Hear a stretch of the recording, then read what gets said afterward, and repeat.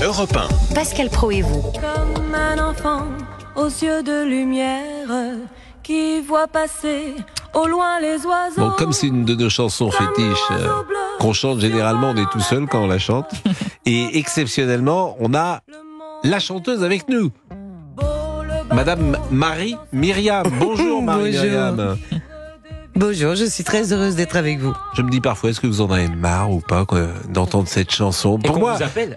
Donc on vous appelle, je sais oui, pas. c'est Mais ça. tous les ans. Non, mais écoutez, je trouve que cette chanson, il y a une magie. Je trouve que la mélodie fonctionne toujours, les paroles aussi, et je l'écoute toujours avec beaucoup de plaisir. Merci. Bon, est-ce que vous, de temps en temps, vous aimeriez tourner la page? Ah, pas du tout. Bon. Pas du tout. Puis de plus, sur scène, ce qui était magique, c'est que je commençais par Comme un enfant, et en fait, le public le chante à ma place pratiquement, puisque tous connaissent la chanson, et aujourd'hui, je reçois encore des vidéos d'enfants qui ont enregistré L'oiseau et l'enfant, et c'est magique, quoi. C'est incroyable, une chanson qui voyage comme ça pendant 47 ans.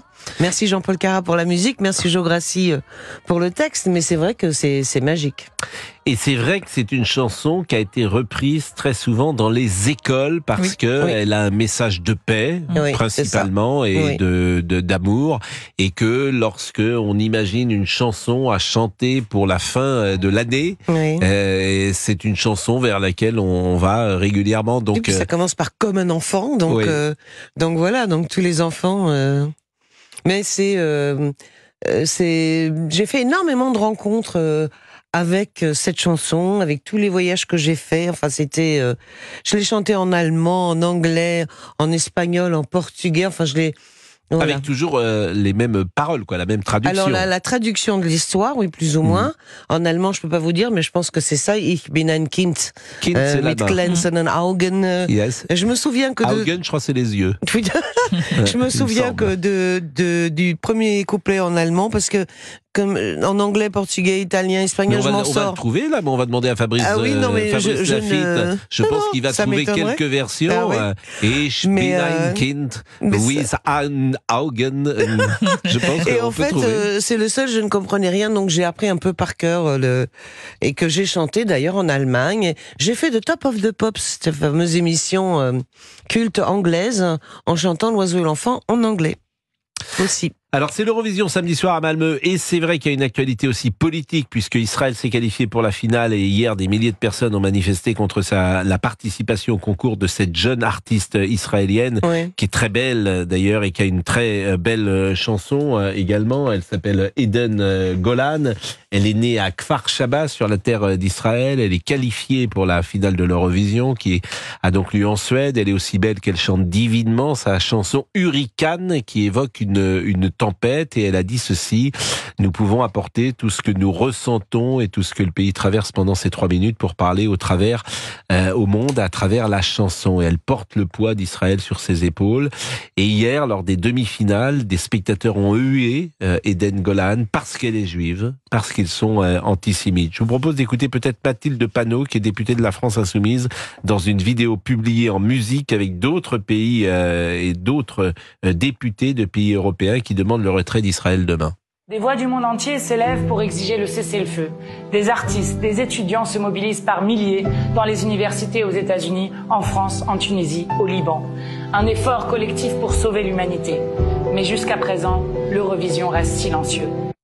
C'est quand même effrayant ce que dit Mathilde Panot, parce qu'on est dans une compétition artistique, et Alexis Corbière, qui est député de la France Insoumise, était ce matin sur TF1 et il était sur la même ligne. Dans la mesure où M. Netanyahou a politisé l'Eurovision, je considère que nous avons raison aussi de politiser, et qu'il serait bon que, plutôt même à la limite que cette chanteuse ne chante pas, que M. Netanyahou retire ses troupes, comme tout le monde lui demande. On ne peut pas avoir raison contre tout le monde. Écoutons Marine Le Pen qui a pris la parole également, puisque je vous le disais, c'est un sujet politique. Moi je suggère aux Français, démocratiquement, le 9 juin, d'exclure la France Insoumise du Parlement européen. Il faut qu'il fasse moins de 5. Je vous jure que c'est atteignable. Écoutez, hier, lors de la répétition, lors de demi-finale plus exactement, le son de la chanteuse israélienne Eden Golan, elle est huée lors des répétitions générales de l'Eurovision.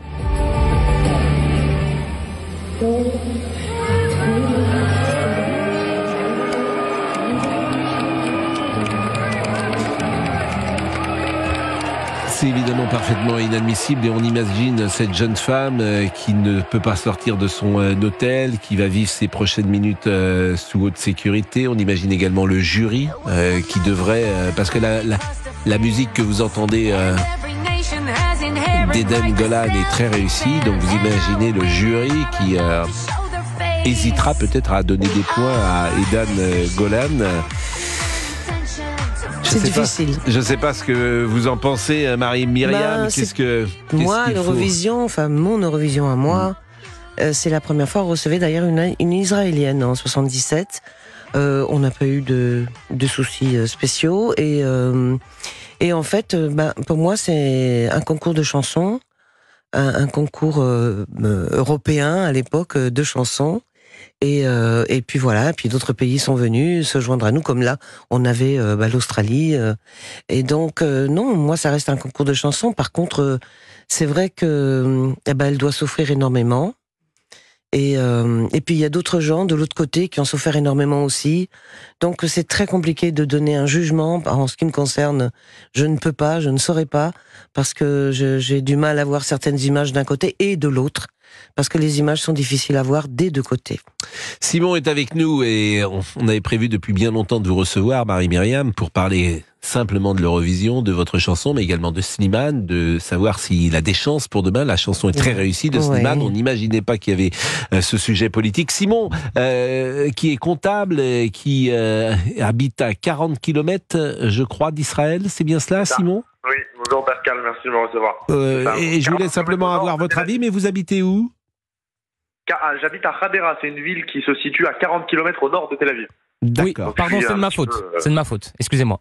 Non, je vous en prie. Oui. Je pensais que vous étiez en dehors du territoire d'Israël, mais c'est en fait vous êtes à 40 km de Tel Aviv. Voilà, c'est ça. Évidemment, tout le pays a les yeux fixés sur Malmö, j'imagine, Simon. Oui, effectivement, malheureusement, on y est. C'est devenu un antisémitisme totalement libre, où il y a plus personne ne les arrête. Aujourd'hui, Israël, enfin ce qui se passe ici, c'est devenu un prétexte pour manifester contre nous de partout où on ira. De toute façon, ce sera le cas. J'ai déjà souvenir bien avant cet incident, ce malheureux incident politique qui ne devrait pas l'être, parce que l'Eurovision c'est un rendez-vous annuel culturel pour tous, et ce qui se passe partout ne devrait pas influer sur la prestation de quelconque pays.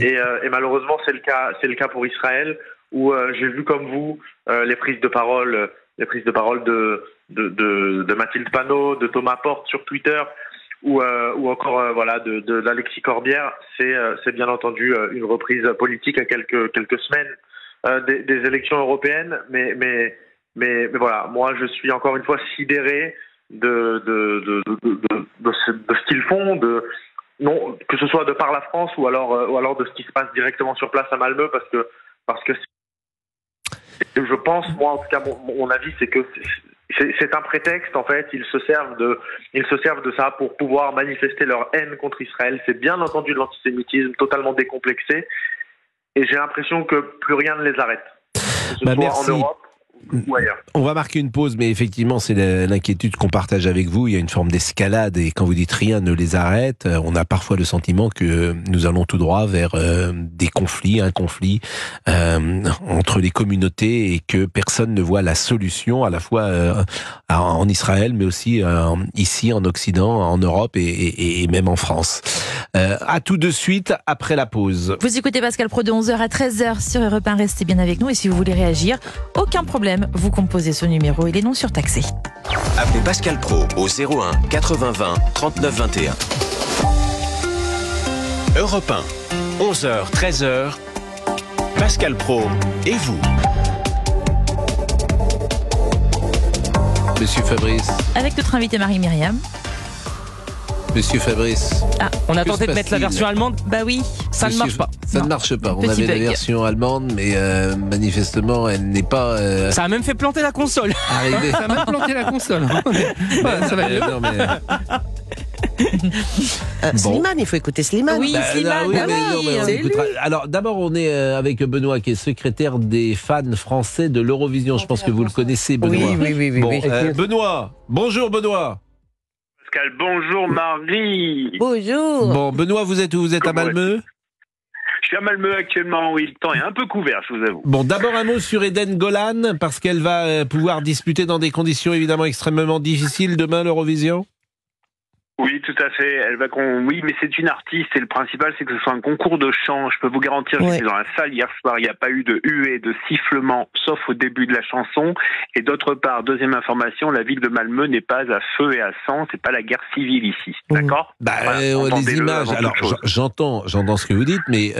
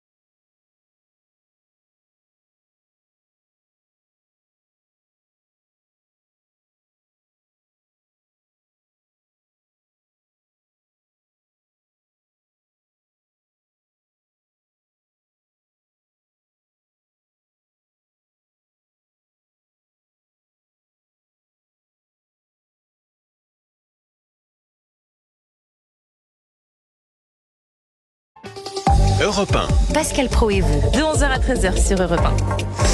Nous sommes toujours avec Marie-Myriam, il est 12h17 et on parle évidemment de l'Eurovision qui est programmée demain à Malmö avec une chance française peut-être avec Slimane. On est avec Benoît qui est secrétaire des fans français de l'Eurovision qui est sur place et il se trouve que vous connaissez la langue de Goethe, cher Benoît, et vous souhaitez peut-être chanter comme un enfant en allemand. Donc je vous propose peut-être de pousser la chansonnette. Comme en enfant, c'était Der Vogel und das Mädchen. Et ça commence par Ich bin ein Kind mit glitzernden Augen, wenn über mir die Vögel ziehen. Sie fliegen fort, so hoch wie die Schwalben. Und schon hin Hals, die Welt ist schön. Bravo, Benoît. Ah non, mais merci Marie, j'en ai des frissons. Bravo. Benoît, vous-même, vous êtes dans la vraie vie, si j'ose dire, quand vous n'êtes pas secrétaire des fans. Dans la vraie vie, je suis prof de maths. Ah oui, effectivement. Mais je donne aussi des cours de maths en allemand, donc voilà, ça fait que je la pratique cette langue, quoi. Et là, vous avez pris quelques jours de vacances pour venir à Malmö? On a un pont depuis le 8 mai, 9 mai, c'était férié. L'éducation nationale nous donne le 10 mai, 11 mai, 12 mai, lundi 13 mai. Ah oui, l'éducation nationale, les enfants faisaient le pont. Oui, il n'y a pas l'école. Il y a quelques années qu'il y a une journée off qui est institutionnalisée, on va dire. Parce que le 8 mai, donc c'est toujours férié, et l'Ascension tombe toujours 40 jours après Pâques, donc... L'Ascension, voilà, je le rappelle, c'est 40 jours après Pâques, c'est l'Esprit divin qui monte définitivement au ciel. En tout cas, Jésus voit pour la dernière fois ses disciples et les quitte définitivement. Un peu comme je vous quitterai un jour, mes amis. Non, ne dites pas ça tout de suite, voyons. C'est dans combien de temps? Vous savez, vous avez une date? On est pressé. Je rigole. Franchement, je vous aime, je rigole, ça va. Bon, écoutez, voilà ce qu'on pouvait dire sur ce sujet avec vous. On l'a pas entendu quand même en allemand, cher Fabrice David. On l'a entendu avec Benoît, mais vous n'avez pas trouvé la bonne version. Si, j'ai trouvé, mais si je branche sur la console, ça l'a fait dérailler, disjoncter. Je peux vous le mettre comme après ça. Moi, le déluge. Allons-y alors. Allez-y. Ça, j'ai jamais vu un réalisateur comme ça. Hein. Maintenant, ils peuvent directement avec le portable. On est dans une radio associative. Die Welt ist schön. On est une radio pirate.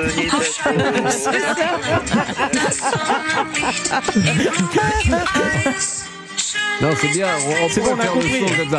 Je vous signale que si Monsieur Liberty, qui est en vacances, d'ailleurs je sais pas où il est Monsieur Liberty, en ce moment, ça fait très longtemps que je ne l'ai pas vu. Je pense qu'il est vraiment en vacances à Hawaï, comme le dit Laurent Tessier. Non, mais là j'ai l'impression qu'il a pris le grand viaduc. C'est normal parce qu'il a eu les primes pour les audiences et il est pas venu il est parti avec les primes parce qu'elles sont que pour lui, le directeur d'antenne. Et puis nous... je pense même qu'il est parti avec nos primes, sans vouloir... voilà, l'embêtation qu'il est parti avec nos primes, vous avez raison. Il s'est fait la balle. Monsieur Liberty. Mais s'il vous entend, je veux dire, là où il est, parce que je crois aux forces de l'esprit, donc là où il est, passer de la musique comme vous venez de le passer, il se dit, j'ai un petit souci avec ma radio quand même. Non? Peut-être. Il me semble. Merci pour votre effort, en tout cas. Mais vous serez où demain soir, chère Marie? Je serai chez moi. Bon, je vais regarder l'Eurovision. On vous appellera peut-être lundi. Si on gagne, on vous appellera lundi. Si on vous gagne pas, on vous appelle l'année prochaine. Ouais, c'est ça. En général, c'est comme ça que ça se passe, mais j'espère que non. Qu'on aille jusqu'aux 50 ans de ma victoire. Bah oui, les 50 ans, c'est dans 3 ans. Ça, faut demander à ma mère. C'est toujours elle qui décide. Oui, parce que alors, votre maman qui a pile 20 ans de différence avec vous, et elle est en pleine forme, votre maman? Elle est en pleine forme, et elle ne veut pas que la France regagne pour l'instant. Ah oui, parce qu'effectivement, elle nous a regardé, par exemple, on était ce matin sur l'antenne de CNews. Elle vous a regardé? Oui, elle m'a appelé, elle a regardé, elle a adoré. Elle regarde souvent CNews, parce qu'il y a son petit-fils. Anthony, mon neveu, c'est son petit-fils. Effectivement, il y a Anthony Favali, qui vous êtes la tante, puisque vous êtes 2 sœurs dans la famille. Oui, c'est ça, 2 sœurs. Vous êtes 2 sœurs, et donc Anthony, qui est un merveilleux journaliste, qui est un jeune journaliste, et qui a beaucoup de talent, et puis qui est vraiment sympathique et gentil, et le mot gentil, je l'emploie à dessein, parce que j'aime beaucoup les gens qui sont gentils, pour tout vous dire. Et dans je nos ne dirais métiers, pas le contraire, il est adorable. Voilà, dans nos métiers, il y a plus de gens gentils. Oui. Oui, bien sûr. Bon, écoutez, oui, bien sûr. Pas la, il y a plus de gens pas la majorité. gentils. Mais, Il y a parfois quelques personnes qui ne sont pas gentilles. Vous ça arrive, bonjour. Et alors, il y a, et ça, vous avez dû en rencontrer, parfois, il y a des vrais gentils et des faux gentils. Dans mon métier, oui, il y en a beaucoup, mais en fait, moi, je me suis jamais, posé des problèmes. Il y a des gens que l'on croise, je dis bonjour et au revoir. Si on répond pas au revoir, mais c'est pas grave. Et puis il y a ceux avec qui je travaille. Je suis ravie de travailler. J'ai beaucoup d'amis et heureusement. Et puis je me pose vraiment pas de problème de ce côté-là. Ça serait à refaire. Vous feriez la même chose pour l'après-Eurovision. Pour l'après, vous feriez la même chose ou il y a des choses que vous changeriez? Pour la carrière que je fais par la suite? Ensuite? Non, ça va. Je suis pas très showbiz, télé, machin, radio, tout ça. Je suis pas tout ça. Moi, ce que j'aimais moi, c'était la scène parce que c'était magique et que vous savez, vous avez mal quelque part, vous n'allez pas bien, vous montez sur scène et tout va bien. Quoi. C'est une thérapie. Ah oui, non, vraiment. Et puis c'est un échange et puis c'est quelque chose de magique et j'adore ça. Et bizarrement, je n'arrive plus. Voilà, j'ai peur que ça recommence comme il y a 10 ans où j'ai éclaté en sanglots et c'était compliqué J'ai réussi à terminer mon tour de chant, mais voilà, c'était compliqué. C'est-à-dire que le décès de votre mari a été un changement pour vous? Oui, vraiment. On a vécu 35 ans, 24 heures sur 24 ensemble, quand même. Et donc voilà. Et donc après ce concert-là, ça a été compliqué. Mon fils qui a fait une école d'ingénieur du son à Londres, d'ailleurs, avait la place de Michel, mon mari, et lorsqu'il est venu dans les coulisses, je lui ai dit, chérie, pour l'instant, je peux pas continuer, c'est vraiment le dernier, là. Et à mon âge, en même temps, je pense que personne ne m'attend, donc voilà. Mais vous avez tort, parce que nous-mêmes, cet été, avec monsieur Olivier Guénec, et puis avec monsieur Tessier, et puis monsieur... monsieur Lafitte et puis Madame Hamon, nous avons monté un petit quintoire, un petit quintet, plus exactement. On fait une petite tournée des plages à Noirmoutier, à Saint-Brévin, dans les bars, à Saint-Michel-Chef, etc. Et on va chanter. Donc vous pourriez venir en guest star avec nous. Ah oui, je peux venir chanter avec vous, au contraire, accompagner. Oui, tout à fait d'accord. S'il vous plaît, on fait vraiment une date. Venez, on le fait vraiment. Une seule date. Mais je vous jure que ça marche. Mais je vous promets que ça marche. Écoutez-moi. Oui. Je vous promets, on fait une seule date, une date unique. Où ça? Pour marquer l'histoire. Où vous voulez. Une commune où vous êtes apprécié. On va en trouver une. Ça va être difficile. Ça, il va falloir. Ça, je ne suis pas sûr qu'on arrive. À la boule, ça cartonne. On fait une date à la boule. Je vous promets que ça cartonne. Mais on fait ça où? Mais où vous voulez. Vous connaissez tout le monde là-bas. Une salle de spectacle. Une salle de spectacle à la boule. Vous pensez qu'on va faire venir 800 personnes pour nous écouter? Alors, écoutez, je vous promets qu'on les fait venir. 800 personnes. Mais c'est des professionnels, ça s'écrit, il faut un tour de chant. Mais attendez, mais vous n'êtes pas personne, mais je vous laisse faire. Contacter des gens qu'il faut contacter. Faut organiser ça. Dites oui, venez, on le fait. Bon, oui, mais en guest star avec Marie-Myriam. Marie-Myriam, oui. Avec plaisir, je chante avec vous. Lumière qui voit passer au loin les oiseaux. C'est la première fois que je rencontre Marie-Myriam. On s'est souvent eu au téléphone. À chaque fois, on a chanté, et puis votre énergie, et puis le bonheur de vivre que vous avez, et puis la joie de vivre qui est la vôtre, était toujours agréable à l'antenne. Et puis vous avez une voix, effectivement, qui est intacte, et ça nous a fait plaisir de passer ce moment avec vous. Merci, j'étais heureuse d'être avec vous aussi. Merci. Et à cet été? À cet été. Nous serons, je le rappelle... Par contre, on n'a pas d'argent, on paye pas, Marie. Désolé. Nous serons au Café Noir. C'est pour faire le bœuf. Alors, je vais vous dire, nous serons au Café Noir à Noirmoutier. Nous serons au Café Noir à Noirmoutier. Nous serons, pourquoi pas, à la boule. Non, une date. Une date. Mais oui, une date unique. Dans l'histoire. Mais oui. Comme Madonna au Brésil. Une date. On fait des affiches et tout. Moi, je colle les affiches. Nous serons à Paimboeuf. C'est quoi ça? Paimboeuf, c'est quoi? C'est une ville, Paimboeuf. Pardon, excusez-moi. Paimboeuf. Nous serons à Bretignolles-sur-Mer. Je l'ai dit déjà hier. Mais oui, mais non, mais... Ça va être génial. C'est toi, l'enfant, c'est toi. 2 € l'entrée, ça cartonne. Déjà, c'est payant, c'était gratuit. Oui, attendez, écoutez. Non, 2 €, c'est frais de déplacement. Oui, ce sont les spectateurs. C'est nous qui donnons aux gens. Attendez, vous pensez pas. Nous payons, madame. C'est ça, on invente le show où on paye les spectateurs. On va faire du monde, crois-moi. 12h26, la pause. C'est le samedi 10 mai. Non, on est le vendredi 10 mai. Oui. C'est ce qui se passait il y a 43 ans, jour pour jour, le 10 mai. Que se passait-il, monsieur J'ai Boubouk? entendu ça. 43 ans. Eh ben, il y a 43 ans. 43 ans. Oui, la 43 victoire ans. de Victoire M. François Mitterrand. Le 10 mai 1981. Ah oui. La ma naissance. Mais oui, mais j'ai rien dit. Le 10 mai 1980, on a vu le visage d'Étienne de François Mitterrand apparaître, et c'était Jean-Pierre Elkabbach et Étienne Moujotte qui disaient sur Antenne 2: François Mitterrand est élu président de la République. Je répète, François Mitterrand est élu président de la République. Ben, je peux vous dire que dans les familles, il y en avait qui étaient joyeux et de l'autre, ça pleurait. Ah bon? Il y a des gens qui étaient persuadés que les chars russes seraient à place de la Concorde dès le 11 mai. Non, mais c'est un moment d'histoire. Mais bon, je sais que ce mot vous est étranger globalement. Écoutez, non. Le mot histoire. Moi, je veux bien me faire attaquer le lundi, le mardi, le mercredi, le jeudi, mais pas le vendredi, alors, pas devant Marie-Myriam. Vous avez raison. Mais c'est vrai que le Pascal Pro Show, on va l'appeler comme ça. Pardon, je réfléchis en même temps. Pascal Pro Show. Ah oui, c'est sympa ça. Je réfléchis en même temps. Moi, j'ai été invité à l'Élysée 2 fois. Vous avez 3 fois même. Ah, vous avez eu quoi? Oui, avec monsieur Valéry Giscard d'Estaing, c'était Léonid Brejnev qui était là. J'étais disque d'or en Russie avec Jacques Chirac. Jamais été invité, moi encore. Aussi, et avec monsieur Macron. Marie-Myriam a gagné l'Eurovision. Vous savez quoi? Il savait tout de moi. Incroyable, il savait que j'étais né au Congo belge, il savait tout de moi. Vous avez écrit une très belle chanson. En 1977, qui a gagné vous comprenez pourquoi on fait payer maintenant? Et avec Léonid Brejnev. Non, mais je pense qu'il y aura du succès. Hein. Oui, s'ils ne se lancent pas dans les imitations comme ça, on va remplir la salle. Léonid Brejnev, qui était premier secrétaire du Parti communiste et qui dirigeait l'URSS d'une main de fer. Bon, merci beaucoup, Marie-Myriam. C'était un bonheur. Vous écoutez Pascal Pro et vous de 11h à 13h, à tout de suite sur Europe 1. Pour réagir et donner votre avis sur Europe 1, rendez-vous sur la page Facebook de Pascal Pro et vous.